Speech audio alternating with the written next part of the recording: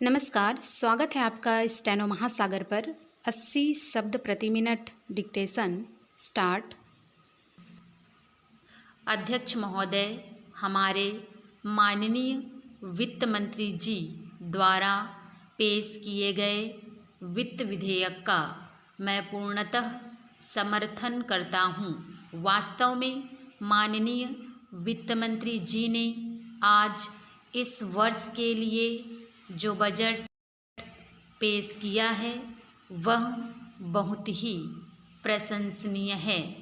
विपक्षी सदस्यों की एक परंपरा सी बन गई है कि सरकार की ओर से जनता की भलाई के लिए चाहे कितने ही अच्छे कार्य किए गए हों, वे हर कार्य की निंदा ही करते हैं। हमारे देश के साथ संसार के जितने अन्य देश आज़ाद हुए थे उनके साथ यदि तुलना की जाए तो हमारे राष्ट्र ने ही सबसे अधिक प्रगति की है। हमारा राष्ट्र उन सभी राष्ट्रों से आगे है। हमारे देश पर अनेक संकट आए, लेकिन उसके बावजूद भी हम लगातार आगे ही बढ़ते जा रहे हैं। हमारे देश से पहले स्वतंत्र हुए राष्ट्र हमारी प्रगति की प्रशंसा करते हैं तथा हमारा अनुकरण कर रहे हैं।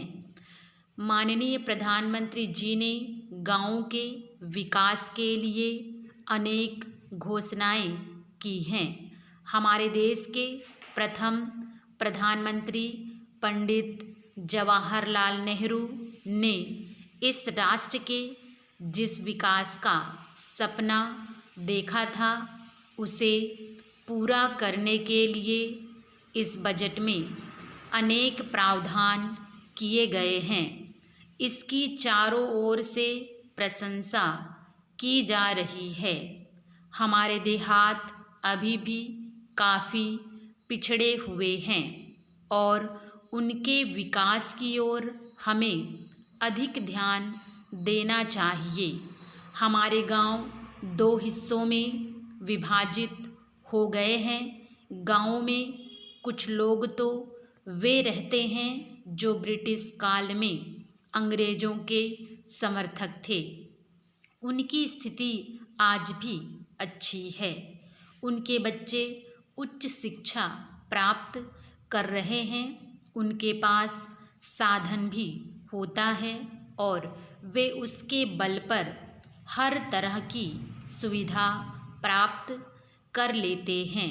परंतु दूसरी ओर कमज़ोर वर्ग के लोग भी गाँवों में रहते हैं, जिनके पास शिक्षा का अभाव रहता है और वे हमेशा बेरोजगारी की स्थिति में दबे रहते हैं।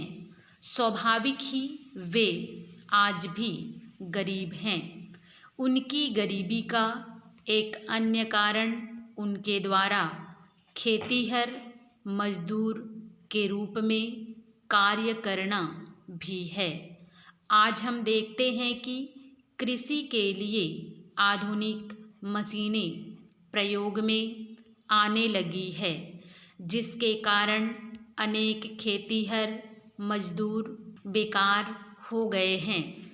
हमारी सरकार ने गरीब लोगों का जीवन स्तर ऊंचा उठाने के लिए अनेक कार्यक्रम चलाए हैं, जिससे उनकी भावी पीढ़ी के अनेक बालक शिक्षित हो रहे हैं।